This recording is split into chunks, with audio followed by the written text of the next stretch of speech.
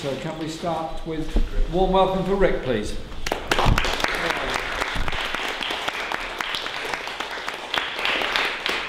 Can you all see the screen? Or can you manoeuvre yourself into a position where you can see it? Over to you, Rick. Yep, thank you. Thank you for this chance to address the meeting. Just set my little clock.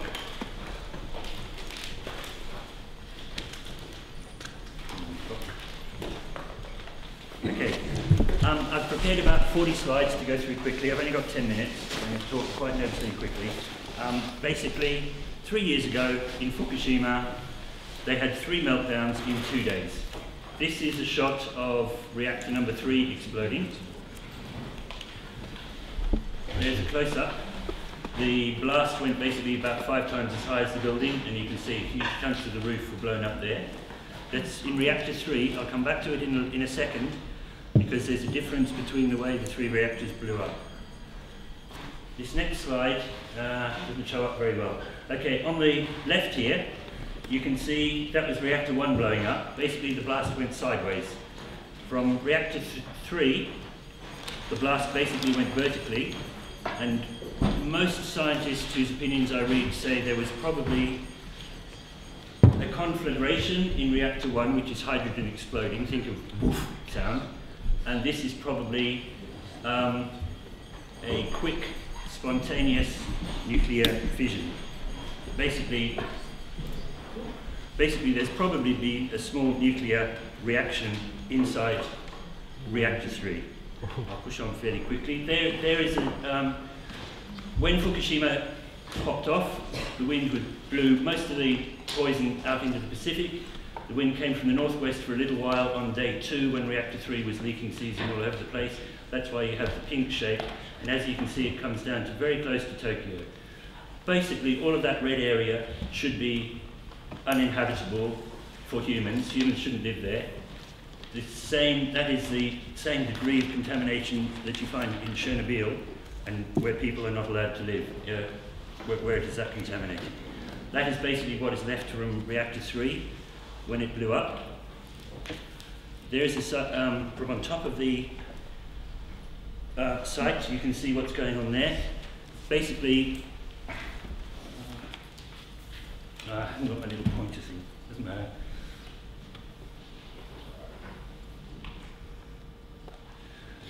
Sorry, basically you can see at the top right-hand corner, reactor 4, then number 3, complete smoking ruin, which was smoking. This is about 2 days after the accident.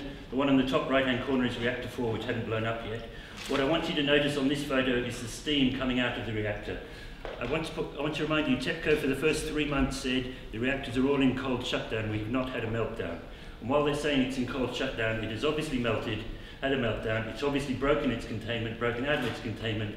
That steam coming out is containing cesium, strontium, plutonium, all the rest of it, the whole 10 yards. They lied for 3 months saying that it was in cold shutdown when it wasn't. The other point I want to make is that they detected xenon-91 and other radioactive gases at the perimeter of the plant 2 hours before the tsunami struck. In other words, they had already started to have a meltdown from the earthquake because the cooling pipes running into the building were fractured when the whole building is shaken around. That's a really important point to remember. It's not the tsunami that did this, it's an earthquake that did this, and they have the Japanese have 50 nuclear reactors in their earthquake zones. 3 minutes gone already. This is reactor 4, as you can see. It's had it did not have fuel in its reactor at the time, it only had fuel in the spent fuel pool. Reactor 3 next to it did have fuel, had a meltdown. The meltdown produces hydrogen. The hydrogen is produced when the fuel rods are in, the fuel is in fuel rods made of zirconium. If the zirconium is exposed to steam at about 600 degrees centigrade, the zirconium strips the oxygen out of the water, forms zirconium oxide, releases hydrogen. In other words, when we had 2 hydrogen explosions in reactor 1 and reactor 3 on the second day, it was then completely obvious, to me, and I'm not a trained scientist, to anyone else who bothers to pay attention, completely obvious on the second day that they had had a full meltdown, yet for 3 months TEPCO officials were continuing to say, oh no, it is in cold shutdown. This is outrageous. Okay, pushing quickly along. Here's an example of the condition of the plant. There's 250 foot high exhaust stacks, and this is a close-up of one of the supports, the sort of framework around the outside of the exhaust stack. As you can see, it's been wiggled by the earthquake and has rusted through. The whole plant is in this sort of condition. Ripped, rusting, torn. Here is a picture of how it should look. As you can see, it's sort of an inverted light bulb with a donut around the bottom. Here is another one. I'm just showing you these quickly to give you an idea of how it should be. Basically, the little red sort of pill in the middle is the RPV, reactor pressure vessel. The yellow around the outside, the light bulb, and the blue around the bottom is the PCV, pressure containment vessel, which is meant to, if anything goes wrong in the red pill bit in the middle, the outside, the light bulb, is meant to be a containment and stop any radioisotopes getting out into the environment. What has happened is reactors 1, 2 and 3, they've had a meltdown. The RPV, reactor pressure vessel, the red pill in the middle, has broken within 6 to 8 hours in each case. The pressure containment vessel has broken in all 3 cases. There's another one. This is how it should look when it's running well. You can see the reactor is the sort of red cube in the middle. And I've shown you this to show how dangerous it is. They bubble the water in from the bottom. It gets heated up to red hot by the little red cube. Then it turns to steam. They take the steam out the top, run it into the steam generators. They have about 4 feet of water over the top of the rods. If something goes wrong, such as, for example, an earthquake, if you're in an earthquake zone or a tsunami, you lose that 4 feet of water over the rods. As soon as the top of the rods is exposed, the zirconium in them starts to melt down and catches fire. Now, what's happened in Fukushima? Here is one of the best guesses that I've come across. It's melted to the bottom of, that's the red pill in the other structure, it's melted to the bottom of that. The thing about these designs, you get the reactor in the middle of kind of this red pill, the control rods all come in from the bottom, which means when the reactor, the red cube part, starts to melt down, it goes down to the bottom and then immediately burns through. Where the control rods come through, they have not very strong gaskets around each control rod. General Electric built it this way because it's cheaper and easier than having the control rods coming in from the top, because they wanted to load the fuel in and out from the top. So they build a really strong metal container and then they drill holes in it so they can put the control rods in through the bottom. As soon as they have a problem, whatever melts down goes straight out for the holes around where the control rods come in, then melts down to the bottom of the PCV, pressure containment vessel, or the light bulb here. As you can see, slumps to the floor. Now there's a lot of debate about whether it has slumped to the floor there and then burnt through the last 3 feet of concrete and then the 6 inches or so, 8 inches I think, of steel around the bottom, or whether it's only burnt halfway through that. Personally, I think it hasn't burnt through the bottom of the pressure containment vessel, or we would be seeing far more poisonous water than the very deadly water we're seeing now. It's probably gone off to the side here and is lying around in that's the donut sliced through, lying around in it's called the suppression chamber. So, I've only got 3 minutes, I must hurry up. Here's another close-up I showed you. Okay, I'm going to jump on ahead a bit. Here you can see where the fuel has come down onto the concrete floor, and then where the tubes go down into the donut bit, there's actually metal exposed there, there's no concrete. It's almost certainly burned through the metal there. It gets into the little bit under there, which is a drain for condensation, and then that drains out to the bottom. So this water around the bottom here basically has the nuclear fuel, water running over the nuclear fuel, coming out there, and then filling the basement of the building there. I did a few close-ups here, which I haven't got time to go into very much. This I'm showing you to show, they set in a probe down the side here, and they managed to measure the radiation about once every foot or so. And as you can see, round about the level of the top of the water there, they're getting radiation of 8 sieverts an hour. Now 4 sieverts will kill you. If you get 4 sieverts of radiation, you'd be in hospital for 2 or 3 weeks, all your hair would fall out, your digestion doesn't work anymore, 2/3 of you would die, strong ones would survive. 6 sieverts would kill anyone for sure. The radiation around here is 8 sieverts in an hour. If someone's in there working for 3/4 of an hour, they're going to get 6 sieverts and they're dead for sure. Not maybe. Now here's a more horrifying one. This is from reactor 1. If you look at the numbers there, they put in a probe, you can't quite see it, they put in a probe on this side and they lowered it down. It's the 4 green dots, the 4 green squares there, and they took measurements in each of those places, and they get 39 sieverts, 54 sieverts, 57 sieverts, 72 sieverts. 72 sieverts. That is more than a sievert a minute. If you're there for 5 minutes, you're going to get 6 sieverts, you're going to be dead. Now that shows why these buildings are impossible to enter and clean up. And the Japanese said as soon as it happened, oh, we'll clean it up in 40 years' time. Within 40 years, here's our plan, it'll be cleaned in 40 years. To do that, they had to develop robots which can go in there and work in this radiation. All the electronics we have at the moment, when it goes into this radiated an environment, ceases to work within 10, 15 minutes. So they had to develop a new series of robots with hardened electronics which can stand up to this radiation, and they say, oh, no worries, we'll have that worked out in 15 or 20 years. Like, in my opinion, no way. No way.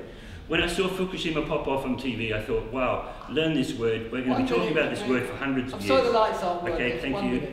I'll be real quick. Now, just talking about the groundwater.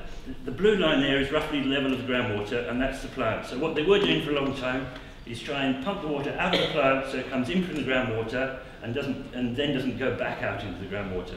They've run out of storage capacity to do that. That's why they were pumping out 400 or 500 tons a day. This shows what their problem is. The water, 1,000 tons a day, passes through the site. Some of it goes into the building, mixes with fuel, comes back out into the groundwater, and then goes into the Pacific Ocean, which is, 150 meters away. This is the geology of the area. Basically, as you can see, there's several permeable layers there in which they have already detected radiation. Actually, this picture goes down to 50 meters. I was reading the other day that a sample they did from 80 meters already contains strontium. So it's already down below the level of the sea in all the groundwater under the plant. This is spent fuel pool number 4. Okay, I'll just finish this point. Spent fuel pool number 4, as you can see, a lot of concrete has been blown into these basically metal boxes. Any concrete going down the side of the metal boxes between the box and its container could quite easily jam as they're trying to draw the spent fuel rods out, and it is quite likely one of them will snap or break. When these things snap or break, it is time to evacuate the plant. They will then lose control over the plant because they won't be there to adjust all the pipes and everything else and keep the water running. Therefore, you would probably get a fuel pool fire and you would have to evacuate a third of your country and abandon Tokyo. I'd love to talk for another 10 minutes, but that'll do me for now. Thank you very much. Thanks very much.